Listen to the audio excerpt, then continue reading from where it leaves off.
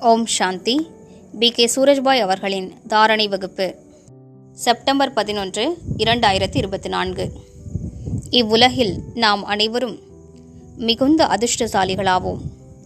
சுயம் பகவானுடைய பரிபாலனையில் வளர்ந்து கொண்டிருக்கின்றோம். தந்தை மிகுந்த சுபபாவனைகளோடு மிகுந்த அன்போடு நம்மை வளர்த்திருக்கின்றார். பரம ஆசிரியராக முழுமையான ஞானத்தை வழங்கியிருக்கிறார். சரியான வழிகாட்டுதலை வழங்கியிருக்கிறார். நமது சத்தியத்தின் தேடலை முடியச் செய்துவிட்டார். இனி நாம் அறிய வேண்டியது என்று மீதம் ஏதும் இல்லை.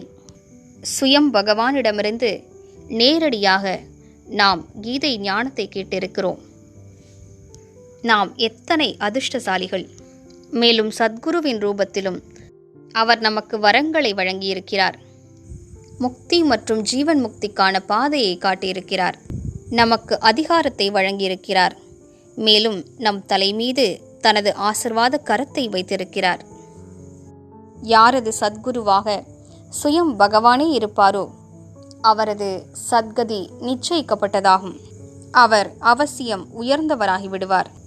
அப்படிப்பட்ட சத்குருவினுடைய குடிநிழலும் நம் தலை மீது இருக்கிறது. எனவே பாப்தாதாவினுடைய இந்த 3 ரூபங்களுடைய மிக உயர்ந்த பவ்யமான தெய்வீகமான பாலனை நமக்கு கிடைத்திருக்கிறது. அவரே நமக்கு பிரம்மா போஜனமும் வழங்கியிருக்கிறார்.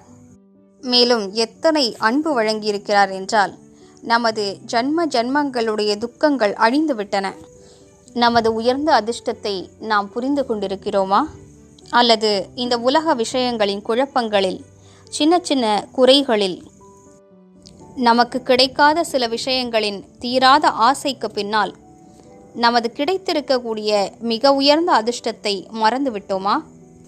நாம் எத்தனை உயர்ந்த அதிர்ஷ்டசாலிகள்! ஒவ்வொருவருக்கும் வரிசை கிரமமான அதிர்ஷ்டம் ஏன் கிடைத்திருக்கிறது? அவரோ நம் அனைவரது தந்தை.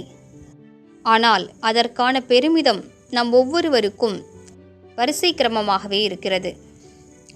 எனது தந்தை சுயம் பகவான் ஆவார்.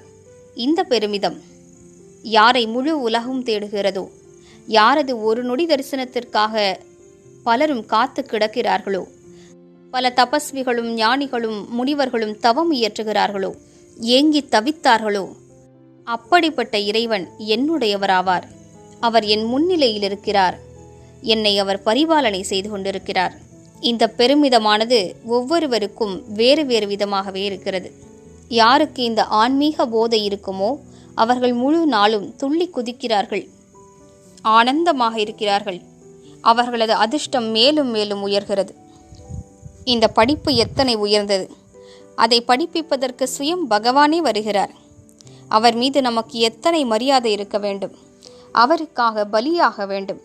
இந்த படிப்பினை படிப்பது, அதனை சிந்தனை செய்வது, அதனை வாழ்க்கையில் நடைமுறைப்படுத்துவது, இவற்றினால் அதிர்ஷ்டம் மென்மேலும் உயர்கிறது. மேலும் சத்குருவையும் நாம் உடனழைத்து கொண்டு செல்ல வேண்டும். அவரது குடைநிழலில் இருக்க வேண்டும். அவரது வரங்களை அனுபவம் செய்ய வேண்டும். அனுதினமும் காலையில் அவரிடமிருந்து வரங்களை பெற வேண்டும். அந்த வரங்களின் மீது நமக்கு நம்பிக்கையும் இருக்க வேண்டும்.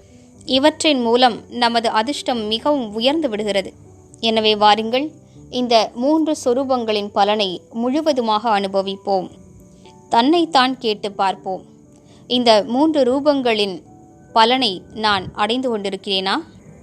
தற்கால உலகில் மனிதர்கள் அனைத்திலிருந்தும் முழுவதுமாக பலன் பெற விரும்புகிறார்கள். ஒரு சிறிய தலைவராக ஆனால் கூட அந்த பதவியை நன்றாக பயன்படுத்திக் கொள்கிறார்கள். தன்னைத்தான் முழுவதுமாக நிரப்பிக் கொள்கிறார்கள். நம்முடனோ சுயம் பகவான் இருக்கிறார். இதனை முழுவதுமாக பயன்படுத்திக் கொள்வதுதான் புத்திசாலித்தனமாகும். பகவானே நம்மை பரிபாலனை செய்தார். ஆனாலும் அதன் முழு பலனை என்னால் அடைய முடியவில்லை என்று நாம் இருந்துவிடக்கூடாது. அவரது குடைநிழலை நாம் அனுபவம் செய்யாமல் இருந்துவிடக்கூடாது. நான் குழப்பத்திலேயே மாட்டிக்கொண்டிருந்தேன். இந்த உலக விஷயங்களிலேயே மூழ்கி கிடந்தேன். எனது வாழ்வினை நான் உயர்த்தி கொள்ளவில்லை என்று நாம் இருந்துவிடக்கூடாது. தன்னைத்தான் சோதனை செய்வோம். மேலும் தந்தையினுடைய துணையினுடைய முழு பயனை பெறுவோம். எனவே இன்று அதிகாலையிலிருந்தே ஆழமான ஒரு ஆன்மீக போதையில் மூழ்கியிருப்போம். நான் மிகுந்த அதிர்ஷ்டசாலியாவேன். எனது அதிர்ஷ்டத்தின் திசை திரும்பியிருக்கிறது. சுயம் அதிர்ஷ்டத்தை உருவாக்குபவரே வந்து எனது அதிர்ஷ்ட ரேகையை வரைந்து கொண்டிருக்கிறார். மேலும் இன்று முழு நாளும் பயிற்சி செய்வோம்.